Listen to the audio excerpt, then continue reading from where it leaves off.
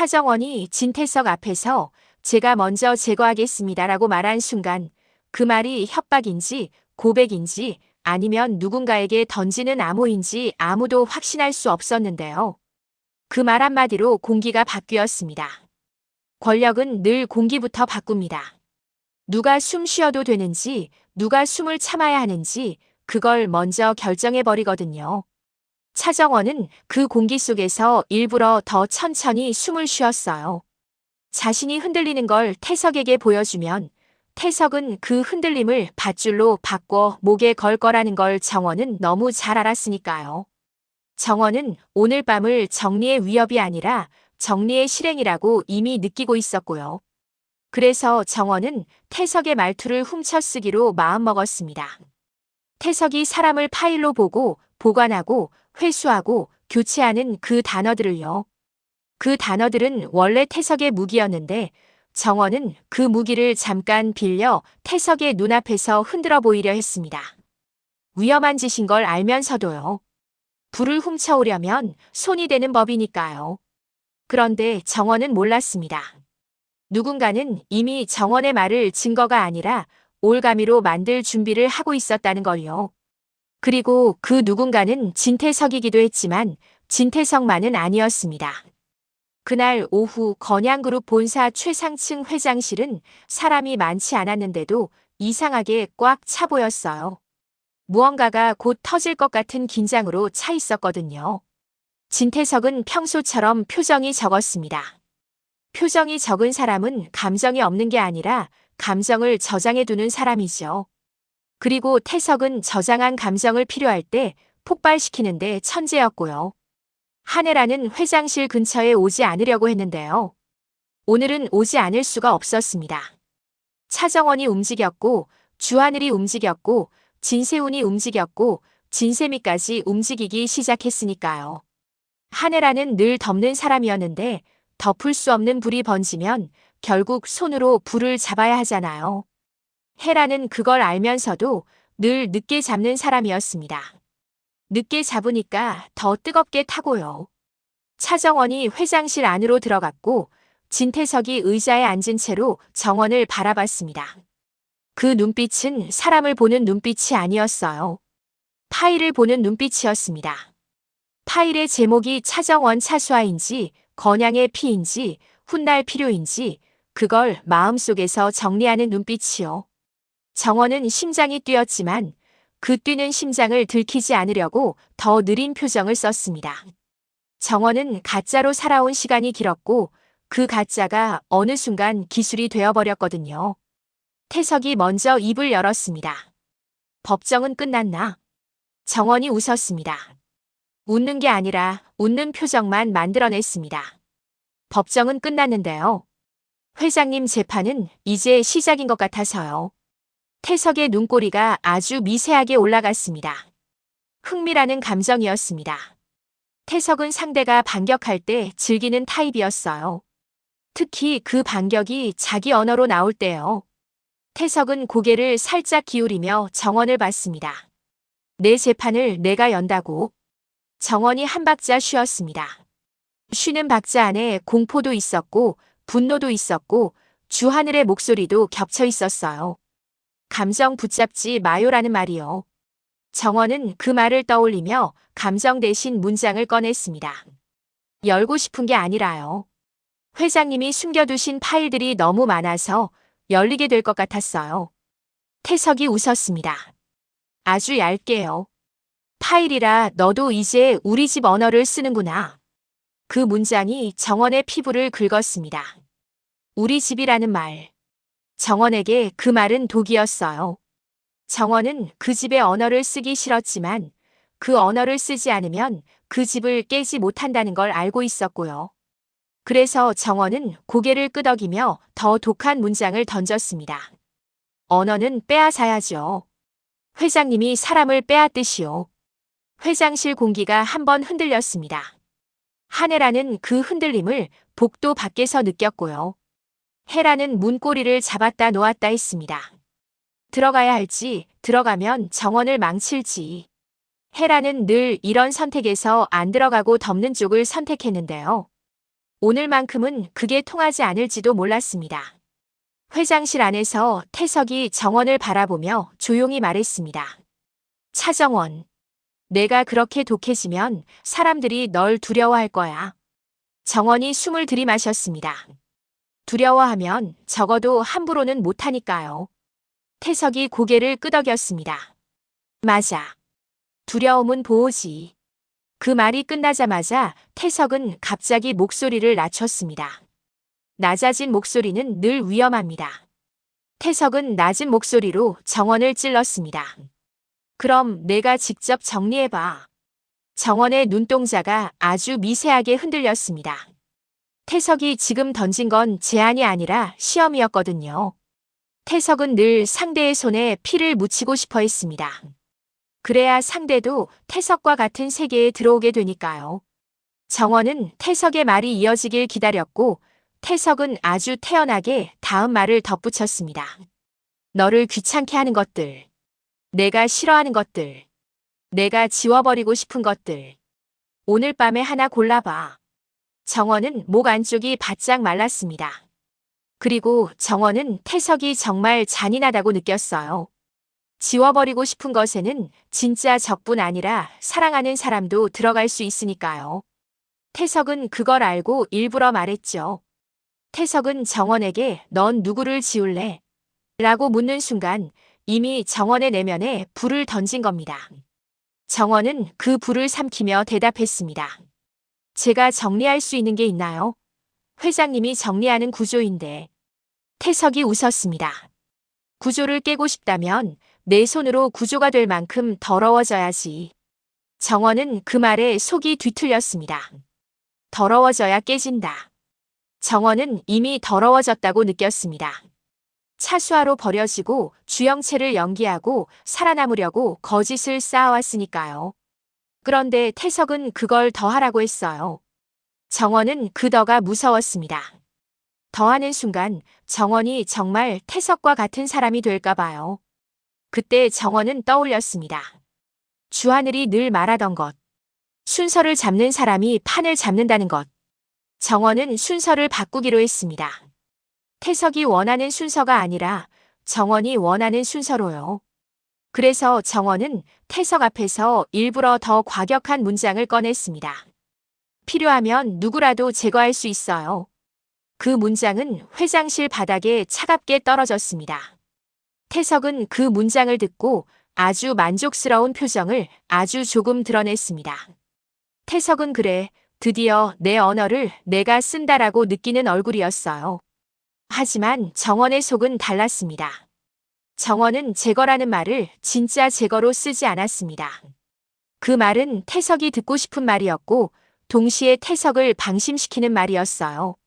정원은 태석이 그 말에 취해 자신을 후계 경쟁에 끌어들이게 만들면 회장실 출입 기록과 비공개 백업에 접근할 수 있다고 계산했습니다.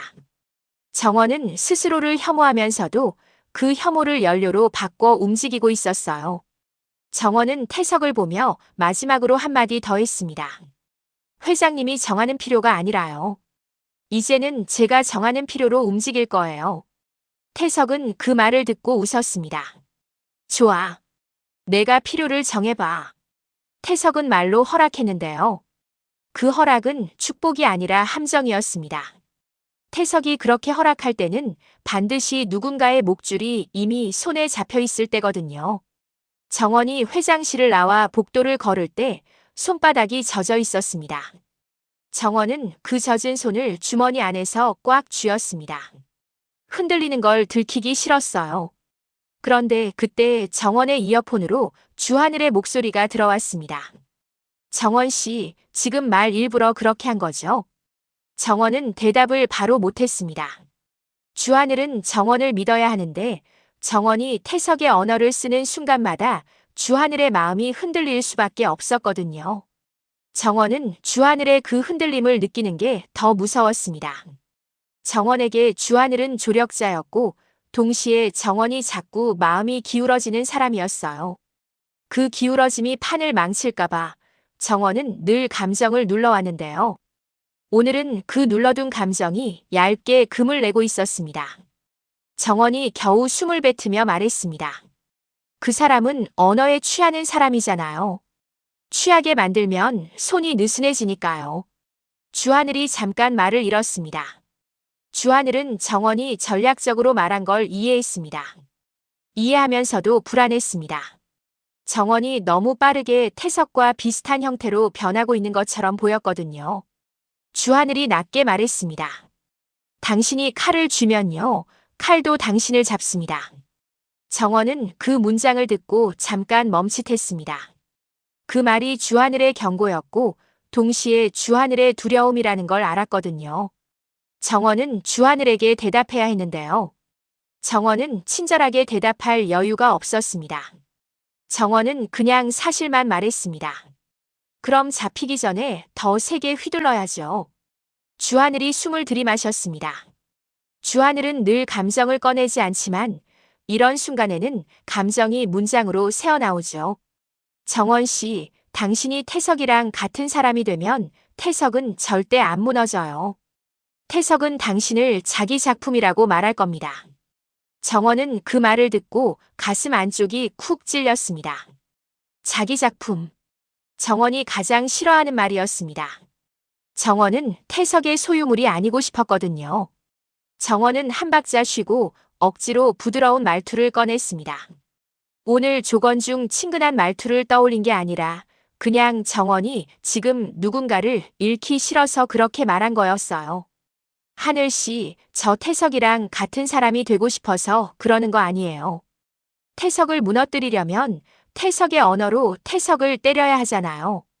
주하늘은 대답을 하지 않았습니다. 대답을 하면 더 깊이 흔들릴까 봐요. 대신 주하늘은 한 가지 조건을 던졌습니다. 그럼 제 조건 하나만 받아요. 당신이 제거라고 말할 때마다 나한테 먼저 말해요. 그 제거가 사람인지 구조인지. 정원은 그 조건이 이상하게 위로처럼 들렸습니다. 누군가 정원의 어두운 말에 기준을 세워주겠다는 거니까요. 정원은 고개를 끄덕였습니다.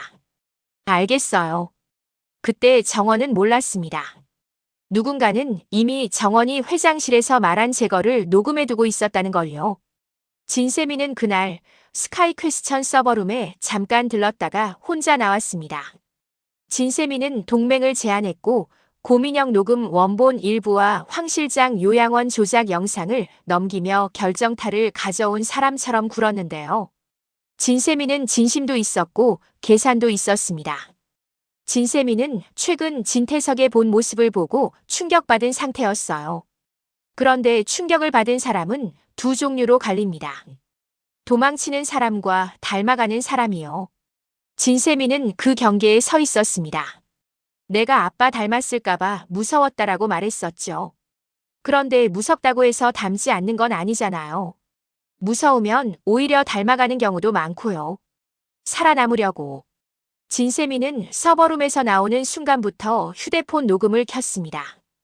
그리고 차정원이 회장실에서 했던 말, 필요하면 누구라도 제거할 수 있어요. 같은 발언이 들릴 만한 타이밍을 계산했어요. 진세미는 그걸 동맹의 보험으로 만들어 두려 했습니다. 진세미는 혼잣말처럼 웃었습니다. 동맹은 믿음이 아니라 검증이라며. 그럼 나도 검증을 준비해야지. 진세미는 웃으면서도 속이 쓰렸습니다. 자기가 지금 하는 짓이 딱 진태석이 하던 짓과 비슷하다는 걸 알았거든요. 그런데도 진세미는 멈추지 못했습니다. 멈추면 다시 아빠에게 돌아갈 것 같았고 돌아가면 자신이 영원히 쓸모로만 살 것 같았으니까요. 진세미는 진세훈에게도 연락을 하지 않았습니다. 진세훈이 알면 막을 거라는 걸 알았거든요. 진세훈은 지금 가족을 배신하는 법을 배우고 있지만 여전히 가족에게 약한 사람이었습니다. 진세훈은 특히 진세미에게는 약했어요. 어릴 때부터 진세미를 지켜야 한다는 강박이 있었거든요. 그런데 그 강박이 사실은 진태석이 심어둔 착한 얼굴 역할이었단 걸 진세훈은 이제야 깨닫는 중이었고요. 진세미는 차정원의 제거 발언을 저장하면서 동시에 다른 파일도 열어봤습니다. 태석의 서재에서 훔쳐온 USB 안에는 차정원 자료만 있는 게 아니었습니다. 회장실 비공개 출입 기록 백업 일부가 있었고 그 백업에 한 문장이 숨어 있었습니다. 차기범 생존 확인, 격리 유지. 진세미는 그 문장을 읽고 손이 떨렸습니다. 차기범은 차정원의 아버지였고 진태석이 누명을 씌웠던 사람이었습니다. 차기범이 살아있다면 태석은 대체 어디에 차기범을 보관하고 있는 걸까요? 진세미는 그 순간 깨달았습니다. 차정원은 보관품이 아니라 보관품 중 하나였던 거예요. 태석은 보관품을 여러 개 가지고 있었고 그 보관품들은 서로 연결된 링크였습니다. 진세미는 속이 울렁거렸습니다. 그 울렁거림은 죄책감이기도 하고 흥분이기도 했습니다. 진세미는 결론을 내렸습니다. 차기범이 살아있으면 이 판은 더 커진다. 진세미는 그 판이 커지는 게 무서우면서도 이상하게 기대됐습니다. 판이 커지면 자기도 그 판에서 주인공이 될 수 있을 것 같았거든요. 진세미는 그 욕망이 싫었지만 그 욕망을 부정할 수는 없었습니다. 한편 주영채는 같은 시간 다른 방에서 다른 종류의 불을 붙이고 있었습니다. 주영채는 이미 시댁에서 쫓겨났고 진세우는 주영채의 가짜 임신과 가짜 유산을 알게 됐습니다. 주영채에게 남은 건 체면도 사랑도 아니었습니다. 남은 건 추락하는 이야기를 팔아먹을 수 있는 혀와 공난숙이라는 엄마의 그림자, 그리고 진태석이 던질 수 있는 돈의 냄새였어요. 주영채는 거울을 보면서 웃었습니다. 웃음이 예쁘지 않았습니다. 예쁜 웃음은 여유가 있을 때 나오는데요. 주영채는 여유가 없었습니다. 여유가 없으니까 더 잔인해졌습니다. 생존도 즐김이라고 공난숙이 말했었죠. 주영채는 그 말을 뼛속까지 배운 딸이었습니다. 주영채는 휴대폰을 켜고 누군가에게 메시지를 보냈습니다. 차정원 과거, 내가 터뜨릴게. 대신 내가 다시 들어갈 자리 줘. 상대는 바로 답이 오지 않았습니다. 그게 더 무서웠습니다. 상대가 태석 라인일 가능성이 컸거든요. 주영채는 답이 늦어질수록 불안해졌고 불안해질수록 더 과감해졌습니다. 주영채는 바로 기자 한 명에게도 연락을 했습니다. 그 기자는 예전에 건양 백화점 관련 비리를 다루다가 태석에게 한번 찍힌 적이 있는 사람이었고요. 그래서 지금은 돈이 필요했습니다. 주영채는 그런 사람에게 달콤한 미끼를 던졌습니다. 건양 며느리였던 여자 사실은 가짜 인생이었대요. 사람들이 제일 좋아하잖아요. 추락. 주영채는 그 말을 하면서도 속으로 계산했습니다. 차정원이 무너지면 자신이 다시 올라갈 수 있을까? 아니면 차정원이 무너지는 순간 자신도 같이 무너질까? 주영채는 확신이 없었습니다. 그런데 확신이 없을수록 사람은 더 크게 베팅하잖아요. 주영채는 오늘 크게 베팅하기로 했습니다. 그리고 공난숙은 유치장 안에서 딸의 그 움직임을 모른 채로 웃고 있었습니다. 공난숙은 세무조사로 유치장에 들어갔고 잠을 못 잔 눈이었지만 여전히 호랑이 같은 눈빛이었습니다. 공난숙은 변호사를 통해 파일을 넘기겠다고 했고 조건으로 나를 빼줘 그리고 내 딸 영채를 걸었습니다. 공난숙은 자기가 가진 자백 녹음이 생명줄이라는 걸 알고 있었고 그래서 마지막까지 그 생명줄을 꽉 쥐고 버티려 했습니다. 그런데 공난숙의 휴대폰은 없고 면회도 제한되어 있고 딸 주영채는 바깥에서 혼자 움직입니다. 공난숙이 딸을 길들였다고 생각했는데 사실 딸은 엄마를 벗어나 자기만의 야수로 자라고 있었던 것이죠. 공난숙은 그 사실을 아직 몰랐습니다. 이 무지 자체가 다음 폭탄이 될 겁니다. 공난숙은 혼잣말처럼 중얼거렸습니다.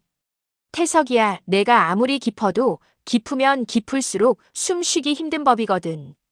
공난숙은 태석이 언젠가 실수할 거라고 믿었습니다. 그런데 그 실수는 돈에서 나오지 않을 겁니다. 태석에게 돈은 수단이니까요. 실수는 늘 사람에서 나옵니다.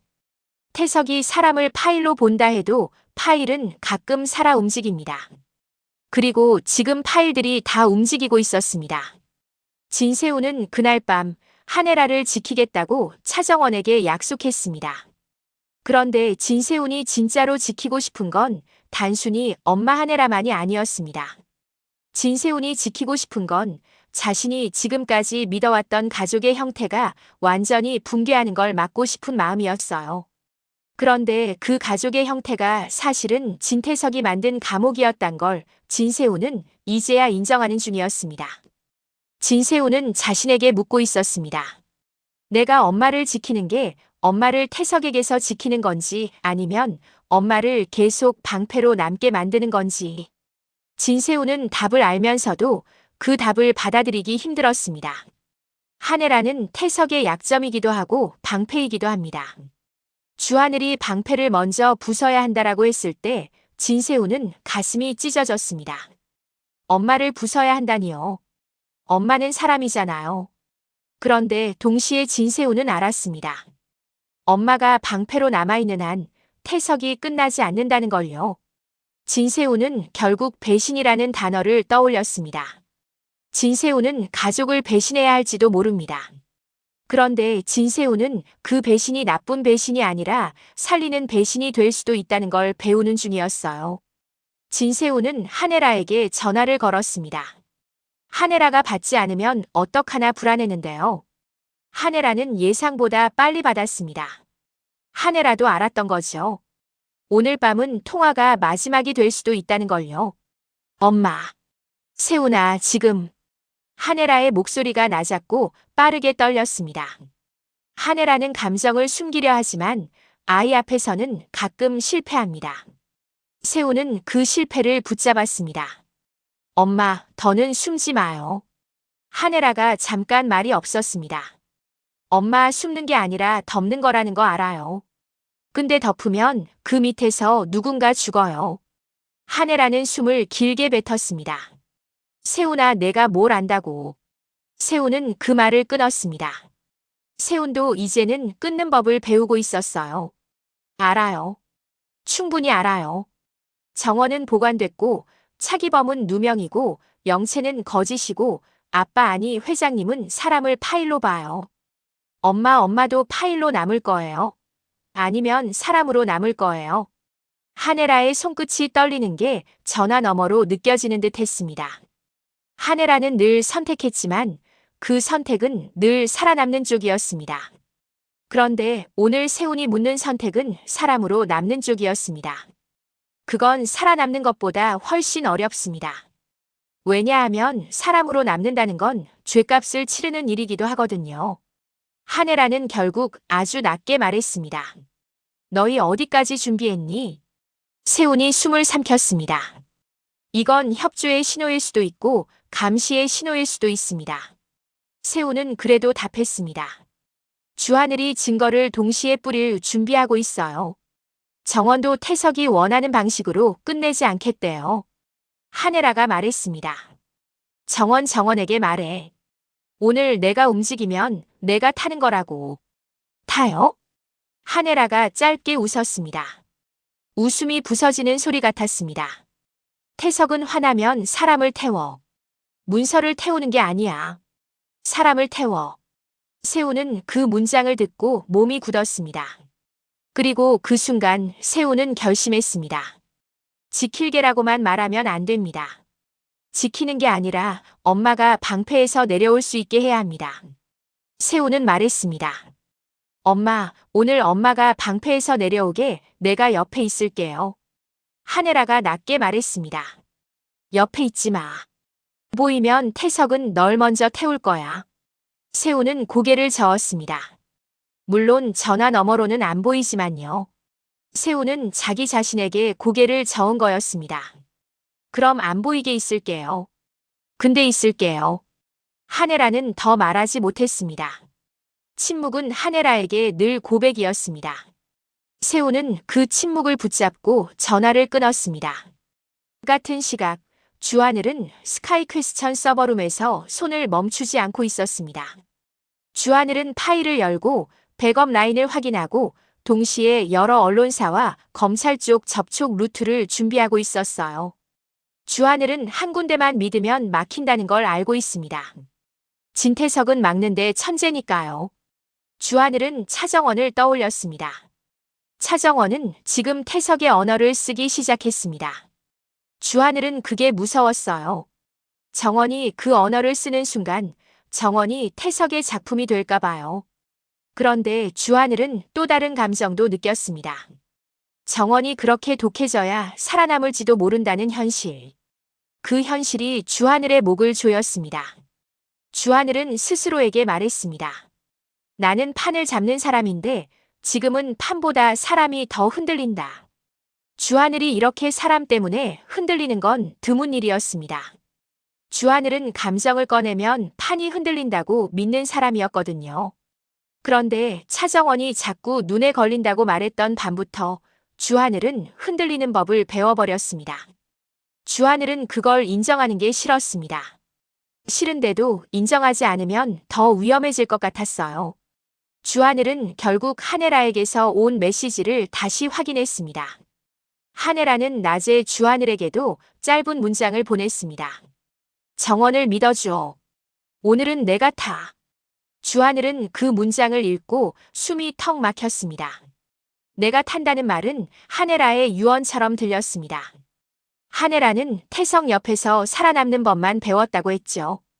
그런데 오늘은 살아남는 법이 아니라 태우는 법을 스스로 선택하려는 건지도 모릅니다. 주하늘은 이 상황을 보험으로 바꾸기로 했습니다. 하네라가 타더라도 그 불길이 태석을 태우도록요. 주하늘은 하네라가 숨겨둔 비밀 계정, 비공개 출입 기록, 백업 루트, 윤비서 윤민정의 암호 체계까지 한 번 더 점검했습니다. 그리고 주하늘은 윤비서에게 짧게 메시지를 보냈습니다. 사진 속 반쪽 얼굴, 실물 확인 가능한가요? 윤비서는 바로 답하지 못했습니다. 답하지 못한다는 건 지금 윤비서의 상황이 이미 위험하다는 뜻이었습니다. 윤비서는 감시당하는 사람이었고 감시당하는 사람의 메시지는 곧 올가미가 됩니다. 주하늘은 마음이 급해졌습니다. 급해지면 실수합니다. 주하늘은 실수하면 안 됩니다. 그래서 주하늘은 급한 마음을 억지로 눌렀습니다. 순서를 잡아야 한다. 주하늘은 순서를 바꿨습니다. 원래는 윤비서 위치 확보가 먼저였는데요. 지금은 하네라 쪽 교체 가능성이 더 커졌습니다. 태석이 교체라고 던졌다면 가장 아픈 쪽을 고른다고 했죠. 정원에게 가장 아픈 쪽은 하네라, 차기범 그리고 주하늘 자신이 될 수도 있습니다. 정원이 주하늘에게 호감이 있다는 설정은 정원이 숨기려 해도 숨겨지지 않는 균열이 될 수 있으니까요. 주하늘은 결국 진세훈에게 연락했습니다. 세훈 씨, 헤라 부회장님 동선 확보해요. 지금부터 교체 타깃일 가능성이 가장 큽니다. 진세훈은 짧게 답했습니다. 알겠어. 짧은 답이었지만 진세훈의 목소리에는 결심이 있었습니다. 진세훈도 이제 쉬운 길이 아니라 어려운 길을 택한 사람이 되었으니까요. 늦었어도 지금 왔으니까요. 그날 밤 하네라는 태석을 만났습니다. 하네라는 태석에게 정원을 지키겠다고 말했지만 그 말은 태석에게는 도전처럼 들릴 수 있습니다.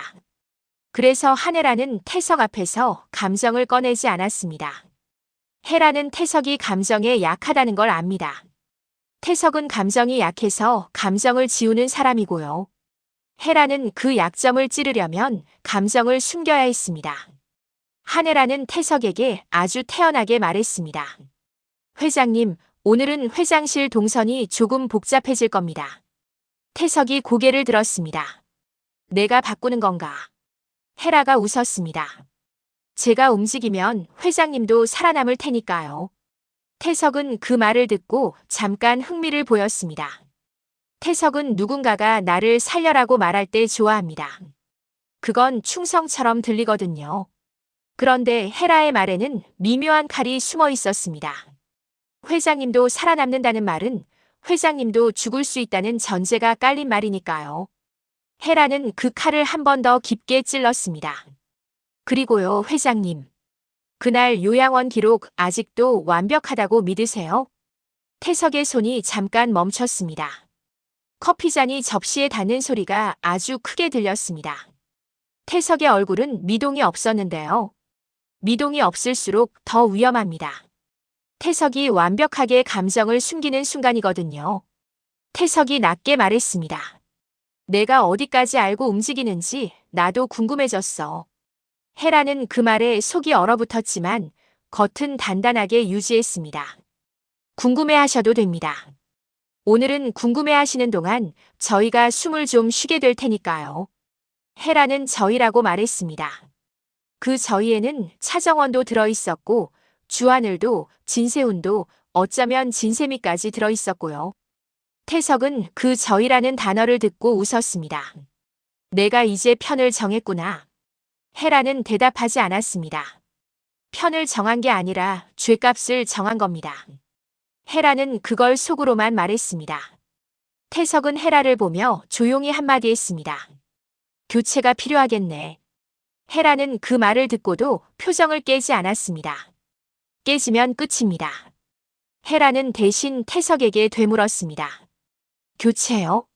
회장님이 제일 잘하시는 거요. 태석의 눈빛이 아주 얇게 차가워졌습니다. 입이 살아있네. 헤라는 웃었습니다.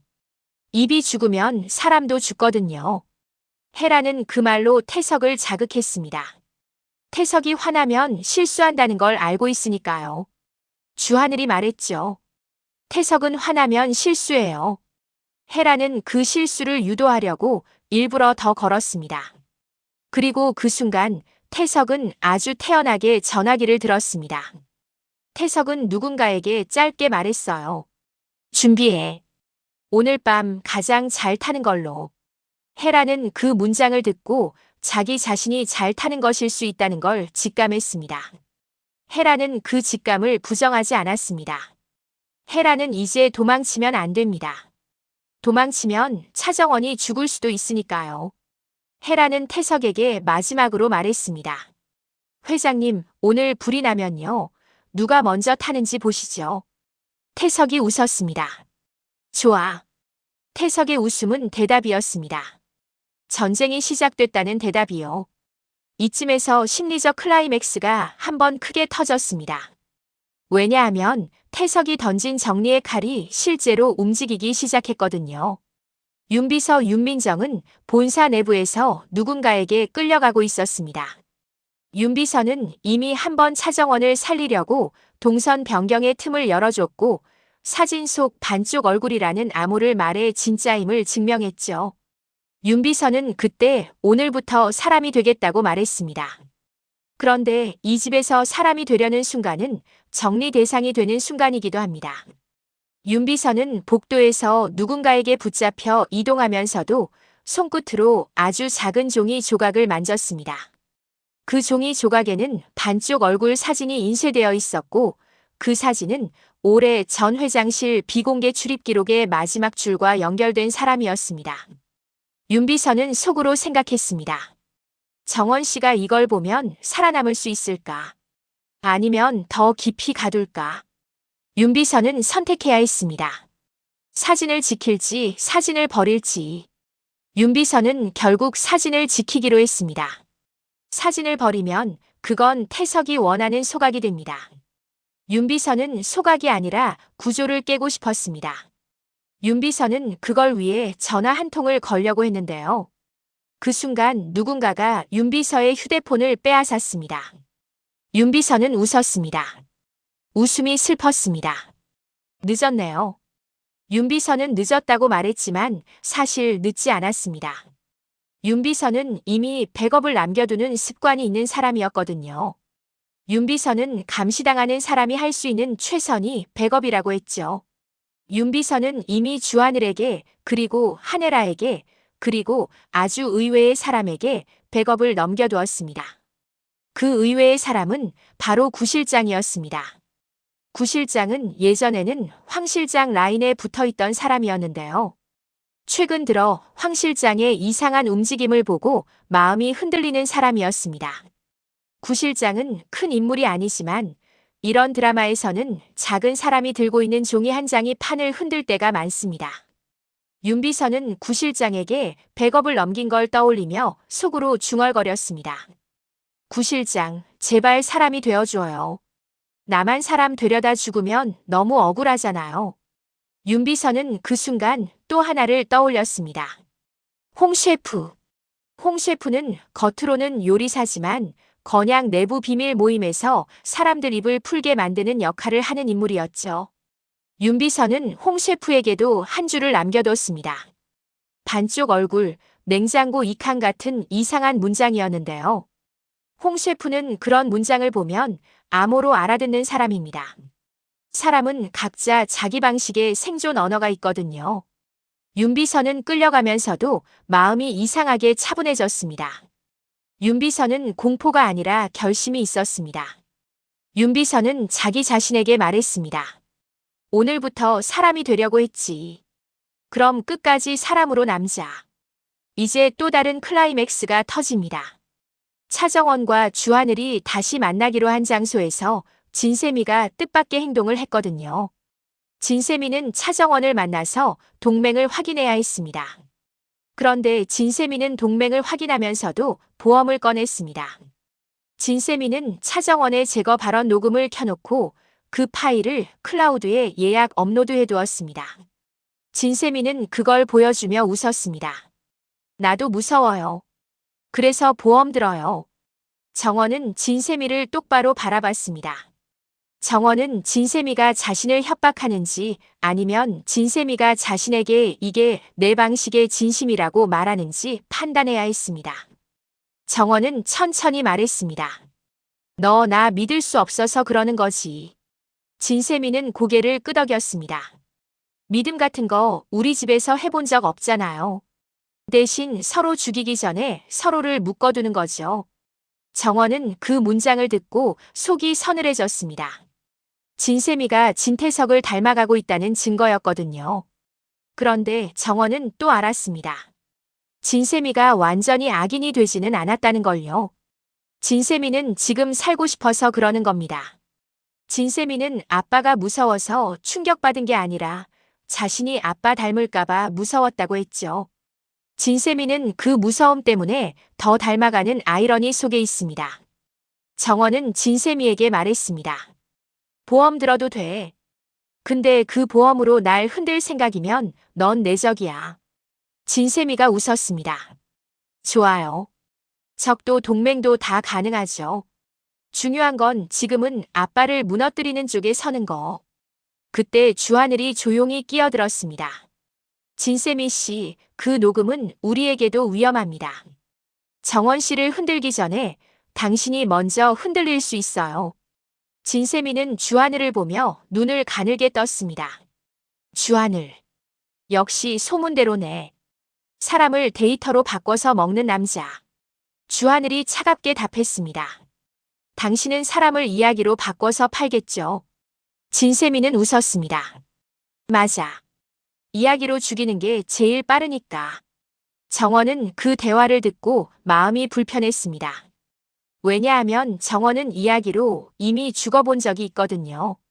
차수아라는 이름으로 죽었고 주영채라는 이름으로 살아야 했고 차정원이라는 이름으로 다시 죽어야 했습니다. 정원은 그걸 다시 겪고 싶지 않았습니다.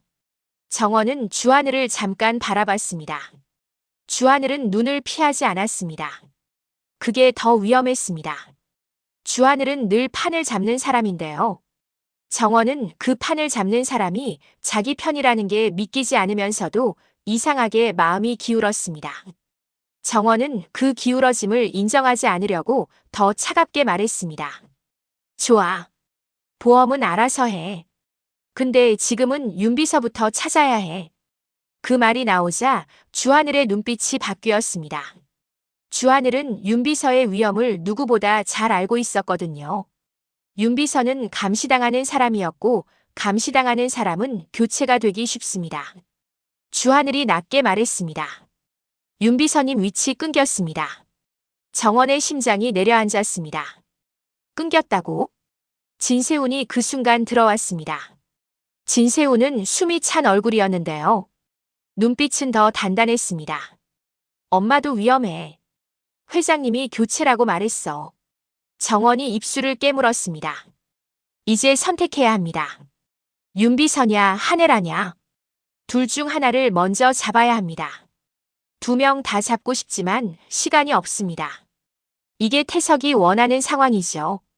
태석은 늘 이렇게 판을 깝니다. 구할 사람을 선택하게 하는 판. 선택하는 순간 죄책감이 생기고 죄책감은 목줄이 됩니다. 정원은 머리가 하얘졌는데요. 그 하얀 머릿속에서 한 문장이 떠올랐습니다. 하늘아가 말했죠. 내가 살아야 내가 죗값도 치르고 태석도 끝낼 수 있어. 그리고 주하늘이 말했죠. 순서를 잡는 사람이 판을 잡는다. 정원은 결론을 냈습니다. 윤비서부터. 윤비서가 잡히면 반쪽 얼굴도 타버려. 진세훈이 정원을 바라봤습니다. 엄마는? 정원은 차갑게 말했지만 그 차가움은 감정을 숨기기 위한 차가움이었습니다. 엄마는 엄마가 움직인다고 했어. 엄마도 선택했어. 우리도 선택해야 해. 그 말이 끝나자마자 진세미가 갑자기 웃었습니다.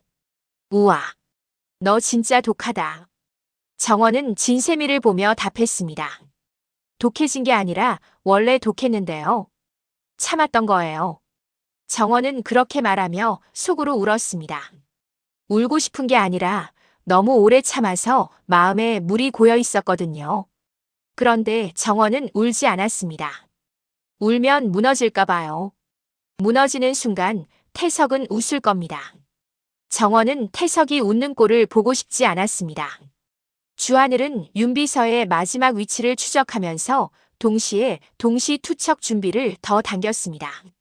원래는 공난숙 변호사에게서 녹음 파일을 받아서 고민형 녹음 원본 일부, 금문방 장부 요양원 조작 영상, 비자금 흐름을 한꺼번에 뿌릴 계획이었는데요. 지금은 시간이 없습니다. 태석이 사람을 태우기 전에 먼저 태석의 구조를 태워야 합니다. 주하늘은 김성희에게 연락했습니다. 김성희는 언론 쪽에 발이 닿아 있는 인물이었고 평소에는 건양의 홍보 쪽에도 연이 있는 사람이었습니다. 김성희는 늘 애매한 사람인데요. 애매한 사람이 이런 판에서는 유용합니다. 완전히 태석 편도 아니고 완전히 정원 편도 아니니까요. 돈과 안전을 보고 움직이는 사람입니다. 주하늘은 그런 사람을 길들이는 데 능숙했죠. 주하늘이 김성희에게 짧게 말했습니다. 오늘 밤 기사가 하나 나가야 해요. 건양은 지금 교체로 사람을 태웁니다. 김성희가 떨리는 목소리로 물었습니다. 확실해요? 주하늘은 대답했습니다. 확실해야 움직이는 건 늦어요. 움직이면 확실해집니다. 김성희는 잠깐 침묵했습니다. 그리고 결국 말했습니다. 조건은요? 주하늘이 담담히 답했습니다. 당신이 살아남을 조건. 그리고 당신이 나중에 몰랐다고 말할 조건. 김성희는 그 말에 웃었습니다. 웃음은 무서웠습니다. 대표님, 진짜로 사람을 데이터로 먹네요. 주하늘이 차갑게 말했습니다. 사람을 돈으로 먹는 쪽이 더 오래된 방식이죠.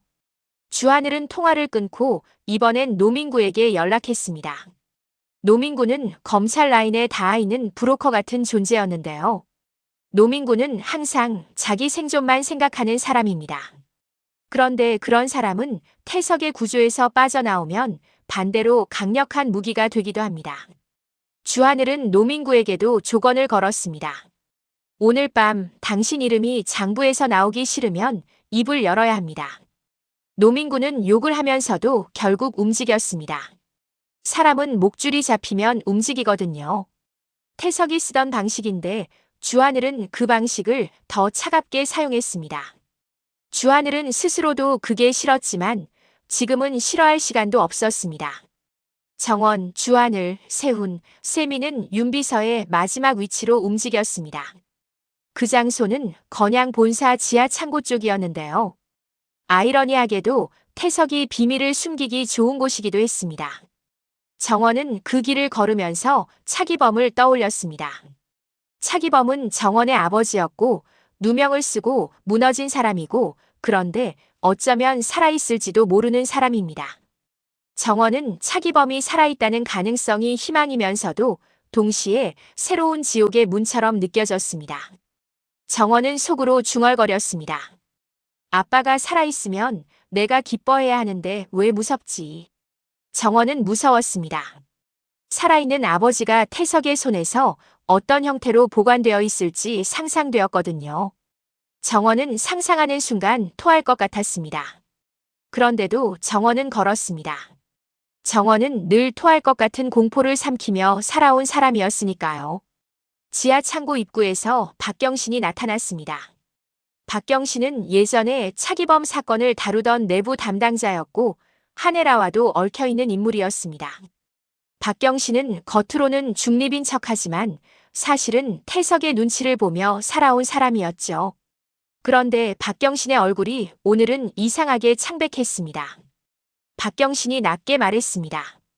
들어가면 돌아오기 힘들 수 있어요.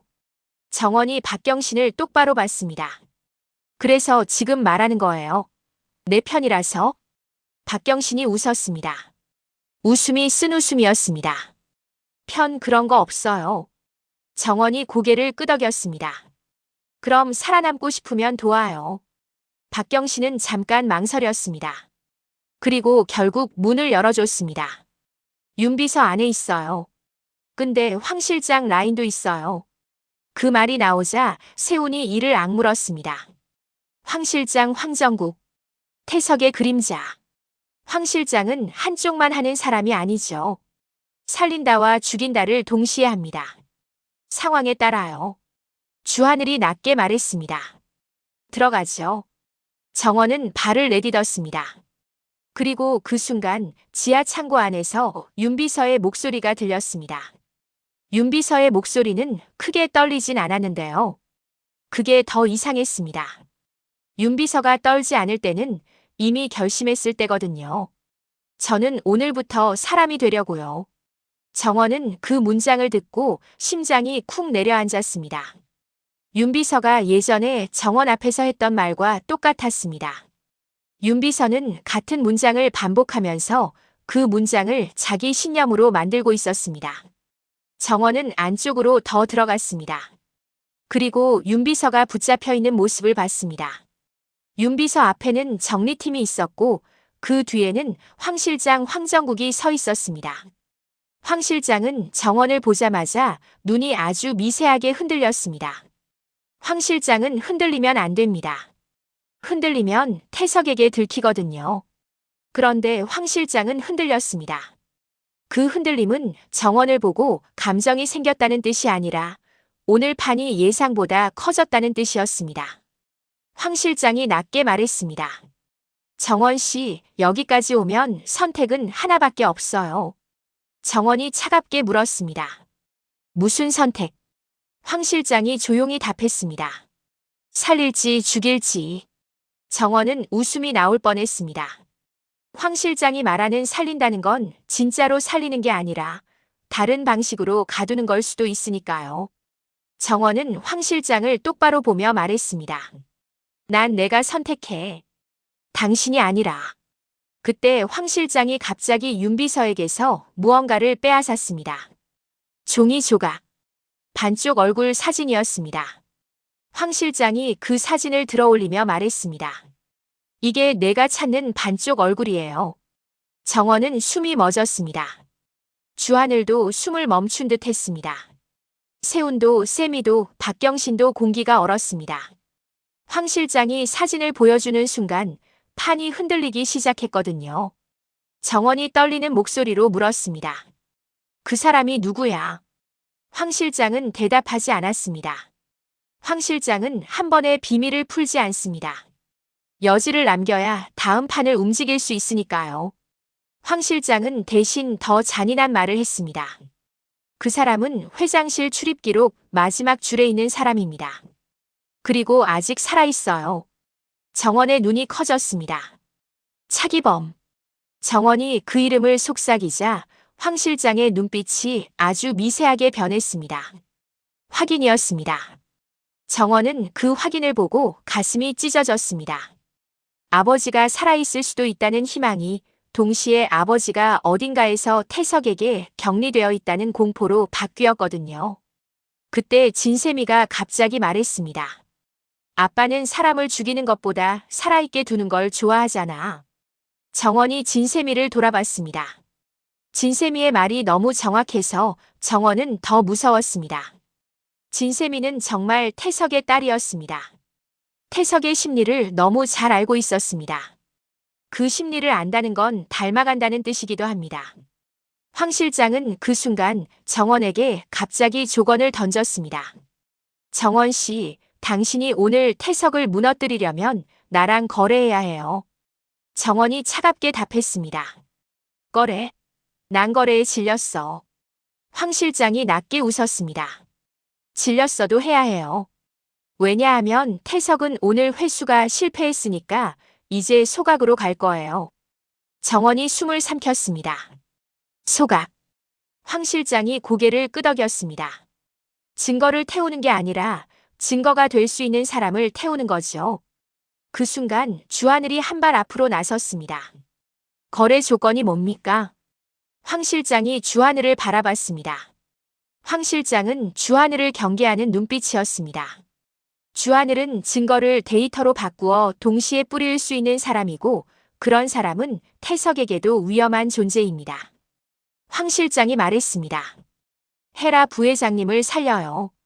대신 정원 씨는 내 손에 남겨. 정원의 눈이 번쩍 뜨였습니다. 뭐라고? 황 실장은 태연하게 말했습니다. 정원 씨는 태석에게 보관품이었죠. 그런데 태석이 불태우려 하면 내가 보관하겠다는 겁니다. 정원은 그 말을 듣고 피가 거꾸로 솟았습니다. 보관이라는 단어가 정원을 미치게 만들었습니다. 정원은 이제 보관되는 게 아니라 보관자를 바꾸는 사람이 되겠다고 했는데요. 황 실장은 보관자를 태석에서 자기로 바꾸겠다는 거래를 던진 겁니다. 정원은 그게 더 끔찍했습니다. 태석이든 황 실장이든 누군가의 금고에 들어가는 건 똑같으니까요. 정원은 이를 악물고 말했습니다. 난 보관품이 아니야. 황 실장이 조용히 되물었습니다. 그럼 증거가 되든가요? 증거는 보호받기도 하니까. 정원은 그 말을 듣고 순간 머리가 어지러웠습니다. 증거가 되면 보호받는다. 그런데 윤비서는 증거가 되려고 했고 그 대가로 지금 붙잡혀 있습니다. 한해라는 증거를 들고 태석을 자극했고 그 대가로 교체 타깃이 됐을 가능성이 큽니다. 증거가 되는 순간 보호가 아니라 사냥이 시작되는 걸 정원은 너무 많이 봤습니다. 그때 윤비서가 갑자기 정원을 보며 말했습니다. 정원 씨 믿지 마요. 정원은 윤비서를 바라봤습니다. 윤비서의 눈빛이 흔들렸는데요. 그 흔들림은 공포가 아니라 정원을 살리고 싶은 마음이었습니다. 윤비서는 정원을 살리기 위해 진실을 던졌습니다. 황 실장님 두 쪽이에요. 반쪽은 태석 편이고 반쪽은 태석을 죽이고 싶어 해요. 정원이 속삭였습니다. 그럼 어느 쪽이 진짜야? 윤비서가 낮게 답했습니다. 둘 다요. 그래서 더 위험해요. 윤비서의 말이 끝나자마자 지하 창고 밖에서 발소리가 들렸습니다. 정리팀이 더 들어오는 소리. 그리고 그 뒤에 더 익숙한 발소리. 한혜라의 구두 소리였습니다. 정원의 심장이 내려앉았습니다. 엄마. 정원은 무의식적으로 그렇게 속삭였는데요. 헤라는 안으로 들어오며 차갑게 말했습니다. 정원 여기 있구나. 한혜라는 얼굴이 차분했습니다. 그런데 그 차분함은 평소의 차분함이 아니었습니다. 결심한 사람의 차분함이었습니다. 내가 탄다라고 말한 사람의 차분함이요. 한혜라는 황 실장을 보며 말했습니다. 황정국, 이제 그만 놀아. 황 실장이 한혜라를 바라봤습니다. 황 실장은 한혜라를 함부로 대하지 못합니다. 한혜라는 태석의 방패였고 동시에 태석의 약점이니까요. 한혜라가 이어 말했습니다. 회장님이 교체를 원하면 교체는 내가 할게. 정원이 눈을 크게 떴습니다. 엄마 무슨 말이야? 한혜라는 정원을 보며 아주 조용히 말했습니다. 너 살아야 한다고 했지.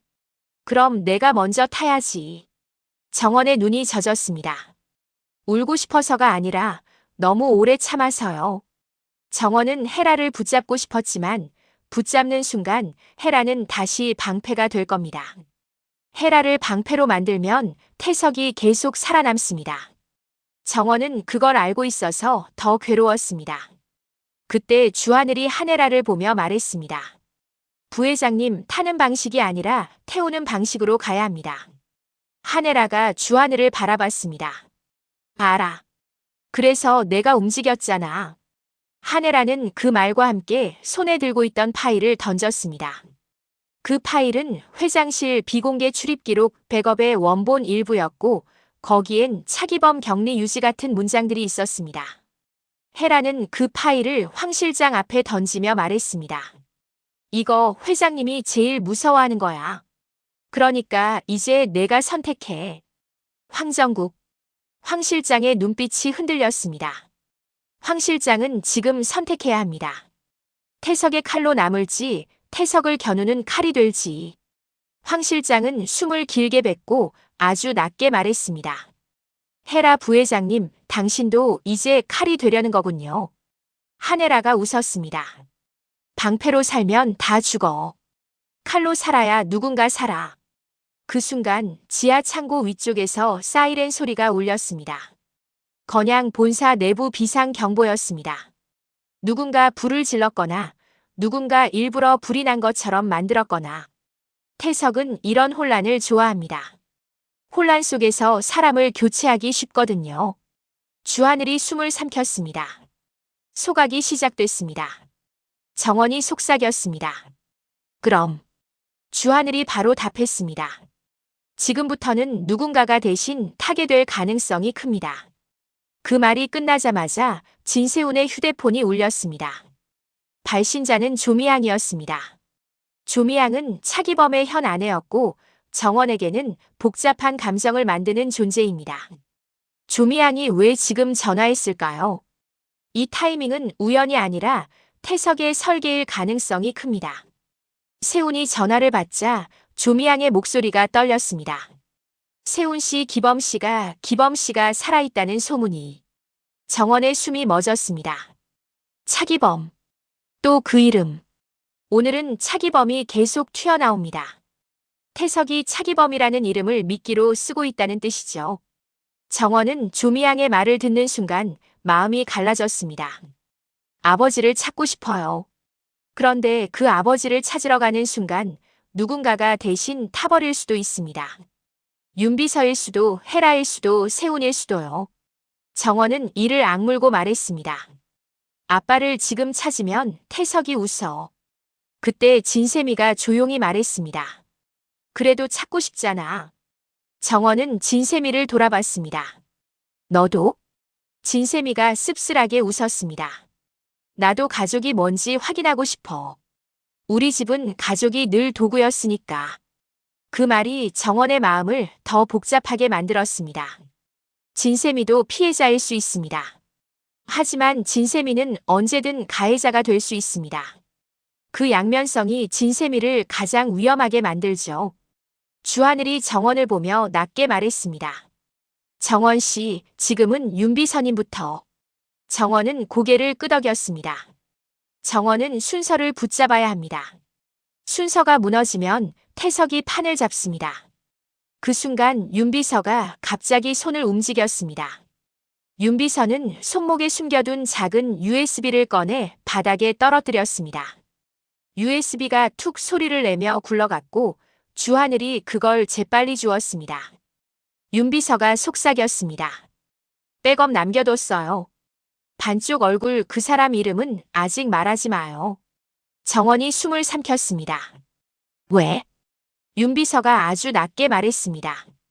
이름을 말하는 순간 사건이 돼요. 그리고 사건이 되면 누군가 죽어요. 윤비서의 문장이 끝나기도 전에 정리팀 중 하나가 윤비서의 입을 막으려 했습니다. 그 순간 한혜라가 그 남자를 똑바로 보며 말했습니다. 손대. 정리팀이 멈칫했습니다. 헤라가 태석의 방패이자 약점이라는 걸 아니까요. 그 멈칫이 1초였는데요. 1초면 충분할 때가 있습니다. 주하늘이 그 1초를 잡았습니다. 지금 정원과 세훈과 세미는 윤비서를 끌어내듯 움직였고 한혜라는 일부러 뒤에 남아 정리팀을 막았습니다. 헤라가 진짜로 타려는 순간이었습니다. 정원은 그걸 보고 소리 없이 울컥했습니다. 정원은 헤라를 보며 속삭였습니다. 엄마. 헤라가 정원을 보며 아주 짧게 말했습니다. 살아. 그 말이 끝나자마자 정리팀 뒤쪽에서 누군가의 목소리가 들렸습니다. 진태석이 직접 내려온 건 아니었지만 태석의 목소리를 흉내낼 수 있는 사람이었습니다. 황 실장이었을 수도 있고 태석의 다른 라인이었을 수도 있습니다. 그 목소리는 분명히 말했습니다. 교체 실행. 그 순간 정원은 확신했습니다. 교체는 이미 시작됐습니다. 그리고 교체는 누가 대신 타느냐의 싸움입니다. 정원은 그 싸움에서 더 이상 도망치고 싶지 않았습니다. 정원은 이제 필요를 정하겠다고 했습니다. 그럼 지금 정원이 정해야 할 필요는 하나였습니다. 누가 오늘 밤 살아야 하는가? 정원은 선택했습니다. 윤비서부터 살려. 정원은 그렇게 말하면서도 속이 찢어졌습니다. 헤라가 대신 타는 걸 알면서도요. 그런데 정원은 또 한 가지를 준비했습니다. 정원은 태석 앞에서 했던 제거 발언을 떠올렸습니다. 그 발언을 사람 제거가 아니라 구조 제거로 바꾸는 증거를 지금 만들어야 합니다. 그래서 정원은 주하늘에게 말했습니다. 하늘씨, 지금 바로 뿌려. 덜 모아도 돼. 오늘은 태석이 사람을 태우기 전에 태석의 구조부터 태워. 주하늘의 눈빛이 변했습니다. 주하늘은 결심했습니다. 좋아요. 동시 투척, 지금 실행합니다. 주하늘이 버튼을 눌렀습니다. 그 버튼 하나로 고민형 녹음 일부, 요양원 조작 영상, 금문방 장부 조각, 비자금 흐름 일부가 동시에 흩어지기 시작했습니다. 완벽한 증거 패키지가 아니어도 됩니다. 중요한 건 첫 불입니다. 첫 불이 나면 사람들은 불길을 따라옵니다. 그리고 불길은 태석이 제일 싫어하는 겁니다. 태석은 자기만 불을 다룰 수 있다고 믿는 사람이니까요. 그 순간 진세미의 휴대폰도 진동했습니다. 진세미는 화면을 보고 웃었습니다. 웃음이 무서웠습니다. 아빠가 화났네. 정원이 물었습니다. 뭐가 왔어? 진세미가 화면을 보여줬습니다. 정원 제거 발언 이걸로 너부터 죽이래. 정원의 눈이 번쩍 뜨였습니다. 진세미가 저장해둔 녹음이 누군가에게 이미 새어나간 겁니다. 진세미는 보험을 들었는데 그 보험이 정원을 죽이는 칼로 돌아오고 있었습니다. 반전이었습니다. 과도하게 풀지 않으면서도 충분히 잔인한 반전이요. 정원은 진세미를 똑바로 봤습니다. 너. 진세미가 숨을 삼켰습니다. 나 아니야. 진짜로 나 아니야. 진세미의 눈빛이 흔들렸습니다. 진세미는 배신하고 싶어서 흔들리는 게 아니었습니다. 진세미는 아빠의 손이 얼마나 빠른지 보고 충격받은 상태였고 그 충격이 지금 다시 몸을 흔들고 있었습니다. 주하늘이 차갑게 말했습니다. 진세미 씨, 당신 보험이 해킹당한 겁니다. 태석이 당신을 동맹으로 본 게 아니라 경로로 본 거예요. 진세미의 얼굴이 하얗게 질렸습니다. 그럼 나도 회수 대상이네.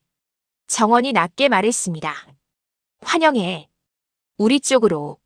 진세미는 그 말에 이상하게 눈물이 맺혔습니다. 진세미는 지금 처음으로 진짜 동맹을 느꼈을지도 모릅니다. 이용당했다는 사실을 공유하는 동맹. 그건 잔인하지만 동시에 진짜입니다. 그때 또 하나의 폭탄이 터졌습니다. 주영채의 기사 제보가 이미 나가기 시작한 겁니다. 김성희가 움직였고 기자가 움직였고 건양 내부가 술렁이었습니다. 헤드라인은 짧고 잔인했습니다. 건양 며느리 차정원, 가짜 인생 논란. 정원은 화면을 보고 숨이 멎었습니다. 정원은 이미 그걸 각오했다고 생각했는데요. 막상 현실로 뜨면 심장이 또 다르게 찢어집니다. 정원은 추락하는 이야기로 이미 여러 번 죽어봤습니다. 그런데 오늘은 그 추락이 단순한 망신이 아니라 태석이 정원을 증거가 아닌 범인으로 만들기 위한 프레임이 될 수 있습니다. 주영채는 이걸로 정원을 흔들고 태석은 이걸로 정원을 제거할 명분을 만들 겁니다. 주하늘이 정원에게 말했습니다. 정원 씨, 여기서 흔들리면 태석이 이깁니다. 정원은 고개를 끄덕였는데요.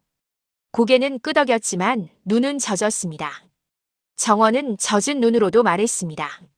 흔들릴 거예요. 근데 멈추진 않을 거예요. 정원은 그 말로 스스로를 붙잡았습니다. 정원은 이제 멈추면 죽습니다. 멈추면 태석이 웃습니다. 정원은 태석이 웃는 꼴을 보고 싶지 않습니다. 그리고 그 순간 하네라에게서 메시지가 왔습니다. 하네라의 번호였는데요. 문장은 더 짧았습니다. 교체나. 정원의 손이 덜덜 떨렸습니다.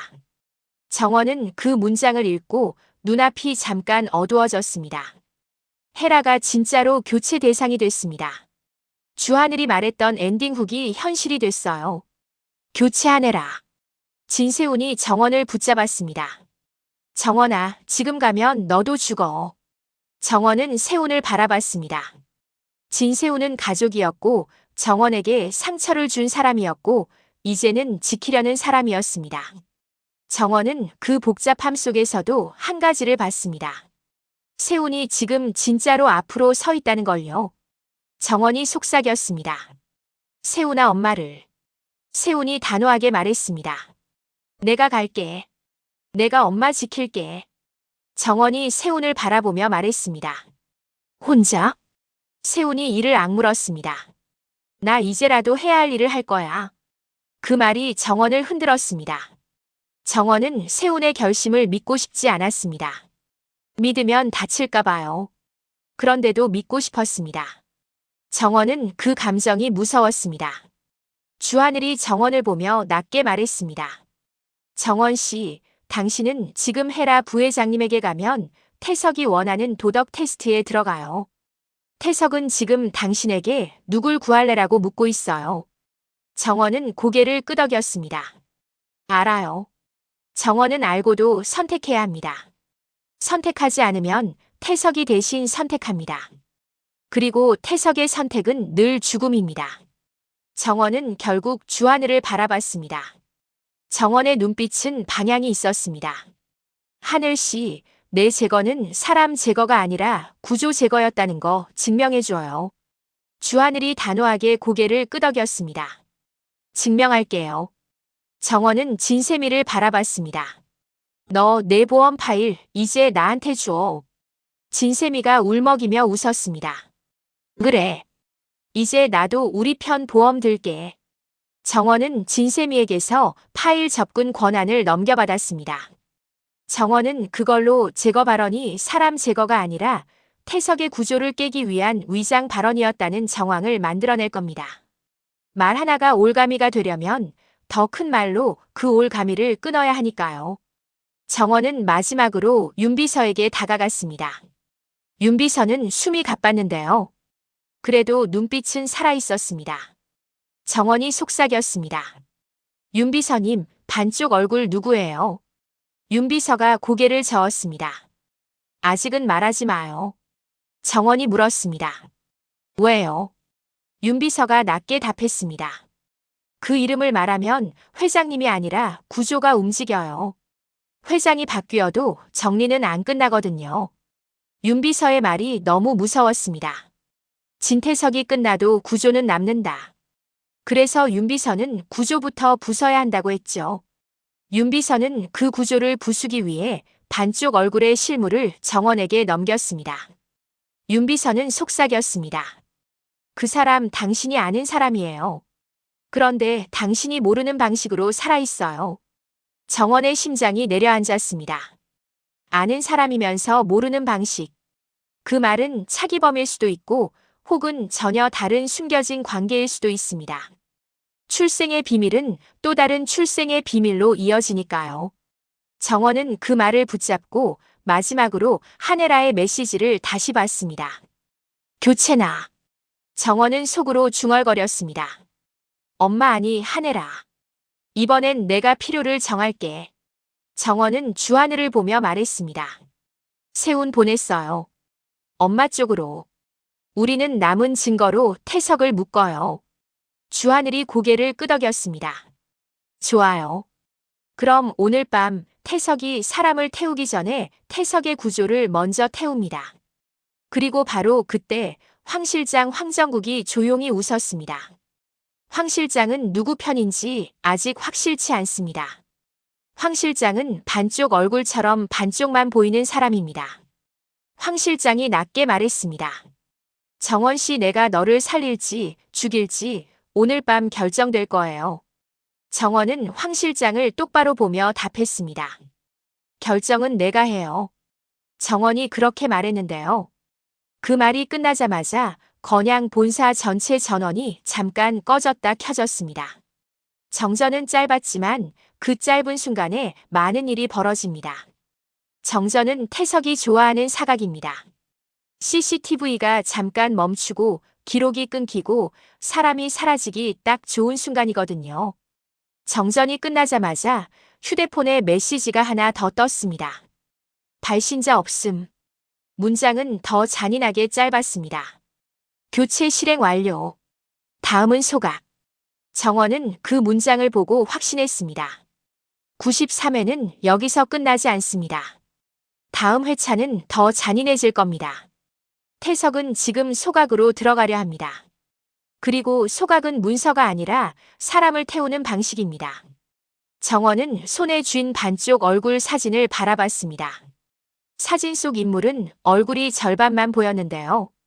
그 절반이 이상하게 익숙했습니다. 정원은 그 익숙함이 무서웠습니다. 익숙한 얼굴은 대개 정원의 과거를 찢어놓으니까요.